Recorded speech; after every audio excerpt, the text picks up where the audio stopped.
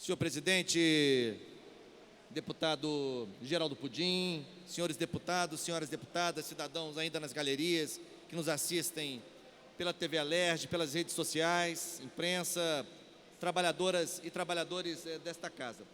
Senhor presidente, eu queria também me manifestar sobre esta sessão de hoje pela manhã, se estendeu até quase 1h30 da tarde, na CPI sobre as mortes decorrentes de investigação da ação policial. Porque, deputado André Siciliano, foi uma sessão muito marcante, já lhe concedo a palavra, muito marcante. A CPI tem sido toda muito marcante, que é um tema muito delicado. Mas hoje nós tivemos, como disse aqui o deputado Anderson Nogueira, a presença de vários familiares, sobretudo de mães, de vítimas fatais decorrentes da intervenção da ação policial. Cito de memória o depoimento da Dalva, da Ana Paula, da Fatinha. E além de alguns desses aspectos mencionados pelo Anderson, por exemplo, a necessidade de nós avançarmos, do ponto de vista legal, na capacidade de responsabilizar não apenas o policial, o agente na ponta, que tem responsabilidade individual, mas ele tem um comando. É preciso saber de onde emanam essas diretrizes que transformaram a polícia numa espécie de máquina de guerra. Nesse sentido, o depoimento de várias mães foram muito evidentes, e eu queria lembrar, presidente Geraldo Pudim, que na sessão passada ou retrasada da CPI, esteve conosco, e prestando uma colaboração muito prestimosa, o chefe da Polícia Civil, delegado Fernando Veloso. E num dado momento, ele afirmou, e foi objeto do meu questionamento ao chefe da Polícia Civil, afirmou que ele, como chefe da Polícia Civil, tinha responsabilidades gerenciais complexas, não é?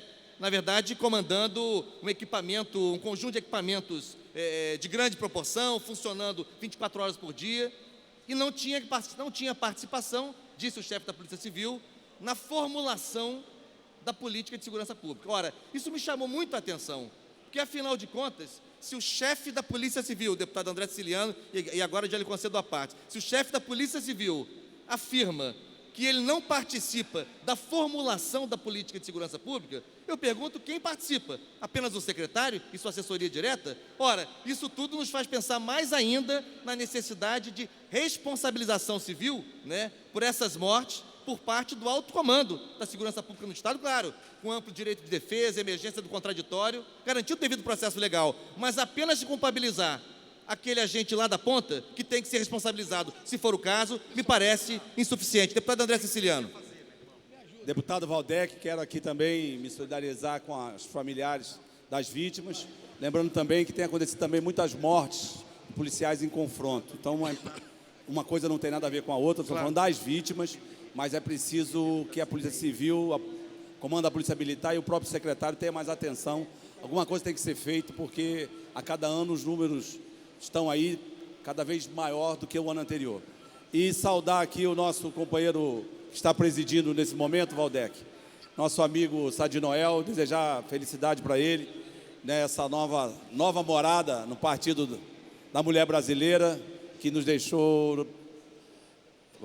Vamos sentir muito a sua falta na nossa bancada. Mas, para registrar aqui, Valdec, hoje eu estive em Brasília, cheguei agora, fizemos uma reunião na ANTT, na Agência Nacional de Transporte Terrestre, onde tivemos com o Jorge Bastos, que é o diretor-geral da ANTT. Levamos um pessoal que está à frente do movimento em defesa dos trens, especial ali, o trem Barrinha, que era o trem que ligava Japeri, Paracambi, Engenheiro Pau de Fronten, Mendes, a Barra do Piraí. É um trem que, por conta da concessão da MRS daquele ramal, o trem de passageiro parou em alguns bairros desses municípios, o único acesso era via férrea.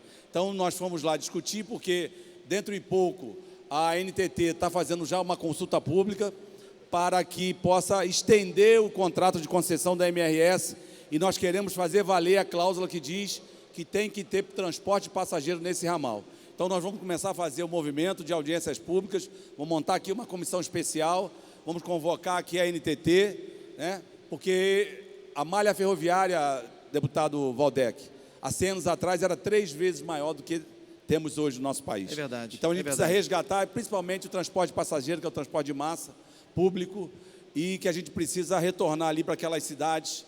Depois vamos ligar lá a Volta Redonda, Angra dos Reis, tem uma malha grande que está parada. Então, dizer que pela manhã estive junto com o Fábio, que é do movimento em defesa dos trens, em especial do trem Barrinha, que liga Japeri ao município de Barra do Piraí. Obrigado, parabéns, Valdec. deputado André Ciliano, é um tema muito importante, uma alternativa fundamental para a mobilidade naquela região, coloco à disposição mais adiante para colaborar naquilo que puder.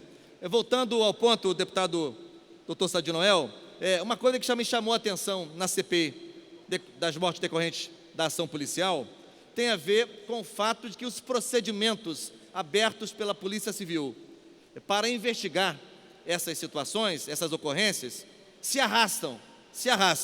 Por exemplo, com dados fornecidos pela própria Polícia Civil, de cerca de 220 aproximadamente procedimentos abertos para investigar os chamados autos de resistência. Hoje, 4 anos depois, final de 2015, quase 90% ainda se encontram sob a classificação em andamento, o que quer dizer que há um tempo médio extremamente elevado para que se apure exatamente o que aconteceu nessas circunstâncias, o que revela uma certa displicência ou uma absoluta falta de prioridade por parte da Polícia Civil na investigação desses procedimentos abertos por ela mesma. Eu questionei diretamente na CPI o chefe da Polícia Civil a razão desse tempo enorme, dessa grande morosidade na investigação, nessas investigações, e ele, na ocasião, não teve elementos objetivos para me responder, embora, insista aqui, tenha se colocado à disposição, mas é espantoso, doutor Sadi Noel. Veja o dado, presidente,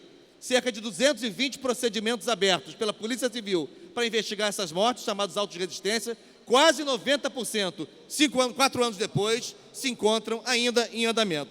E, nesse aspecto ainda, um outro elemento, deputado Paulo Ramos, uma das depoentes hoje, me parece que foi a Fatinha, Vossa Excelência estava presente e me ajude aqui a lembrar, falou algo assim, é muito comum, e nós constatamos isso, há uma tentativa recorrente, e não apenas por parte dos agentes de segurança pública, mas também, muitas vezes, da própria imprensa, no sentido de já buscar caracterizar a vítima como um criminoso, não é? Tentando jogar luz no fato de que quem foi vitimado, entre aspas, talvez até merecesse. Primeiro, que mesmo sendo facínora, sendo bandido, a polícia não está autorizada a matar.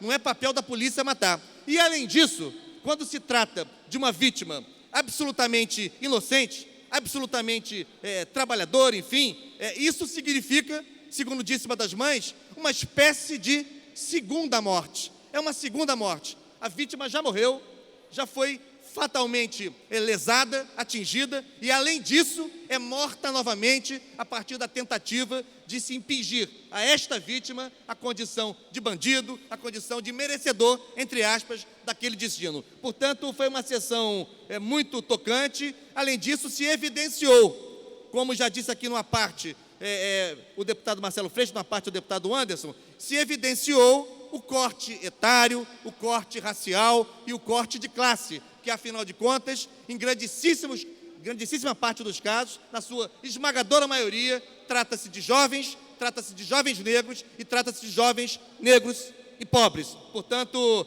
foi um dia muito marcante na CPI, Dia Internacional dos Direitos Humanos, e a CPI viveu essa experiência, a meu ver, muito tocante. Vou dizer a Vossa Excelência, há muito tempo, desde os acontecimentos de Niterói, das chuvas de abril de 2010, quando lá morreram 169 pessoas, segundo os registros oficiais, há muito tempo eu não ficava tão mobilizado emocionalmente, tão tocado numa atividade pública como nesta sessão de hoje de manhã, na CPI, que investiga as mortes decorrentes da ação policial. Por último, senhor presidente, eu queria apenas lembrar que os membros da CPI, que foi instituída para investigar e apurar as causas e consequências do consumo do crack no Rio de Janeiro, que já concluiu o seu trabalho, e agora aguardamos a votação da resolução que aprova o relatório final aqui em plenário, mas, além de uma série de recomendações que foram feitas pela CPI, a CPI também propôs quatro iniciativas de caráter legislativo. A primeira delas é um projeto de lei no sentido de criar o Núcleo Educacional de Prevenção e Combate ao Consumo de Drogas no âmbito da Rede Estadual de Educação do Rio de Janeiro. É muito importante investir em prevenção e a Rede Estadual tem um público enorme de adolescentes e de jovens sob a sua tutela educacional, digamos assim. Então, a ideia de ter um núcleo que atue na prevenção junto à comunidade escolar da Rede Estadual de Educação, em especial junto à população adolescente e juvenil desta rede. A segunda proposta é a proposta feita pela CPI de criação, doutor Sadinoel, de um banco de dados unificado sobre o consumo de drogas no Rio de Janeiro. A CPI constatou de maneira cabal, de fato conclusiva, que não há informação organizada. O Estado não dispõe de dados, de informações, e grande parte dos municípios que nos permitam ter um quadro mais claro, mais delineado, melhor delineado, sobre a situação do consumo de substâncias psicoativas no Rio de Janeiro. Nesse sentido, a criação de um banco de dados unificado, alimentados pelo próprio Estado, pelos órgãos estaduais, pelos municípios do Estado, seria muito importante para favorecer, deputado Paulo Ramos, uma diagnose do problema e, ao mesmo tempo, oferecer subsídios para a formulação e implementação de políticas públicas. A terceira e penúltima proposta da CPI, proposta legislativa, é a criação do programa consultório de rua para atendimento clínico a usuários do crack estabelecidos em cenas de uso. Não é pouca, quantitativamente, a população de usuários de crack que ficam nas chamadas cenas de uso. Ali dormem, ali residem, ali passam grande parte do seu tempo, da sua jornada, sem atendimento médico, sem acesso, por exemplo, a exames clínicos, a vacinas, a curativos, quando tem algum tipo de ferimento perfurante, enfim. Então, é muito importante que a gente tenha esta abordagem por uma equipe multidisciplinar, que envolva profissionais de saúde, assistentes sociais, psicólogos, enfim, agentes comunitários de saúde. Essa é uma proposta importante. E, por último, a CPI também propôs a fixação de critérios para o credenciamento, por parte do Poder Público Estadual, das chamadas comunidades terapêuticas. Muitas entidades laicas ou religiosas que também abordam e acolhem pessoas em situação de drogadição, só que é preciso garantir, por mais que haja boa vontade, boa índole, haja, enfim, uma certa benemerência no esforço dessas entidades, dessas chamadas comunidades terapêuticas, ainda assim é preciso garantir padrões mínimos, técnicos, humanísticos, enfim, para que se faça a abordagem desses usuários. Portanto, esse quarto projeto proposto pela CPI diz respeito à fixação pelo Estado, pelo Poder Executivo, de critérios para credenciamento das chamadas comunidades terapêuticas. Eu quero aqui lembrar que compuseram essa CPI o deputado Márcio Pacheco, que a presidiu, o deputado Eliomar Coelho, seu vice-presidente, o deputado Tio Carlos, deputada Ana Paula Rechuan, deputada Tia Ju, deputada Lucinha, e eu mesmo que atuei como relator da CPI. E por último, senhor presidente, por último mesmo, fazer não diria nem uma saudação, mas uma manifestação extrema de solidariedade à comunidade tradicional do Imbuí, em Niterói, que foi, infelizmente, o Poder Judiciário não teve sensibilidade, a coisa julgada foi julgada sobre bases falsas. O argumento central da sentença era o argumento de que aquelas famílias moravam ali em decorrência de concessão, de boa vontade por parte do Exército, o que não é verdade. Há cerca de 20 anos o Exército não tem nenhuma boa vontade para com aquela comunidade. Aquela comunidade, inclusive, ali se implantou cerca de 40, 50 anos antes do início da fortificação. A Justiça não quis ouvir mais esse argumento, passou por cima do fato concreto, do fato histórico documentado, e esta semana aquela comunidade foi despejada, suas casas foram demolidas, inclusive essa demolição altamente discutível, porque aquele conjunto está tombado por lei municipal de Niterói. Portanto, eu queria, deputado doutor Sadinoel, que foi um parceiro importante nessa luta, a Assembleia Legislativa fez muitos movimentos, adotou inúmeras iniciativas, mas, infelizmente, não conseguimos sensibilizar o Poder Judiciário. Eu fiquei muito impressionado com a ministra Regina Helena Costa, do Superior Tribunal de Justiça, que me fez a gentileza de me receber em audiência há alguns dias, mas demonstrou a mais absoluta insensibilidade, a tal ponto que eu lhe disse: ministra, do jeito que segue, o formalismo do direito vai se impor à justiça, que eu sempre julguei importante nós nos agarrarmos ao direito. O direito é muito importante, o Estado Democrático de Direito é muito importante, mas o mais importante que o direito é a justiça, e neste caso prevaleceu o formalismo do direito em detrimento da justiça, que era para ser praticada em favor dessas famílias quase bicentenárias, portanto, ali implantadas muito antes do Forte Imbuí, naquela localidade. Deputado Dr. Sadi Noel. É só para acrescentar, doutor deputado, é um dia de luto que foi decretado pelo STJ, aonde uma ministra insensível, com as famílias ali residentes, antes da instalação do forte, manda jogar a dignidade de várias famílias no chão. Aqui o meu repúdio ao STJ, na pessoa da ministra citada, que por obrigação, como ser humano, tinha que suspender o processo, chamar o feito à ordem e rediscutir, ou se não suspender até que seja proposta uma ação rescisória para que seja revista tamanha ilegalidade feita pela União, na pessoa do comando do Exército Brasileiro. É só o meu repúdio pela atitude feita pela União, representada pelo Exército Brasileiro. Parabéns pela sua luta. O senhor engrandece essa casa e engrandece o Legislativo brasileiro.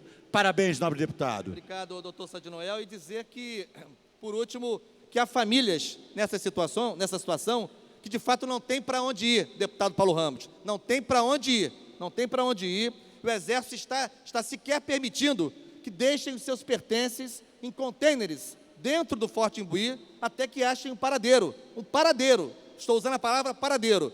Portanto, a Prefeitura de Niterói, ontem à noite, 11 horas da noite, estava em contato telefônico com a secretária executiva do prefeito Rodrigo Neves, Maria Célia Vasconcelos, com o subsecretário de Educação, Bruno Ribeiro, para tentar encontrar uma solução para as famílias que estão saindo e não tem para onde ir, não tem família que possa acolher, não pode pagar um hotel, enfim. É uma situação verdadeiramente absurda, injusta, inaceitável que acontece em Niterói nesta semana com essa comunidade. Senhor presidente, já me estendi demais, mas não posso deixar de desejar a Vossa Excelência uma caminhada que siga vitoriosa, que siga exitosa na vida pública, como tem sido até aqui, agora no Partido da Mulher Brasileira. Eu, claro, que lamento profundamente que o PT perca no Rio de Janeiro um quadro como Vossa Excelência, lamento muito, mas Vossa Excelência tem o livre-arbítrio de fazer as suas escolhas, tomar para si próprio o seu destino, e eu desejo a Vossa Excelência que ele seja iluminado, que ele seja vitorioso, que ele seja bem-sucedido, como tem sido até aqui.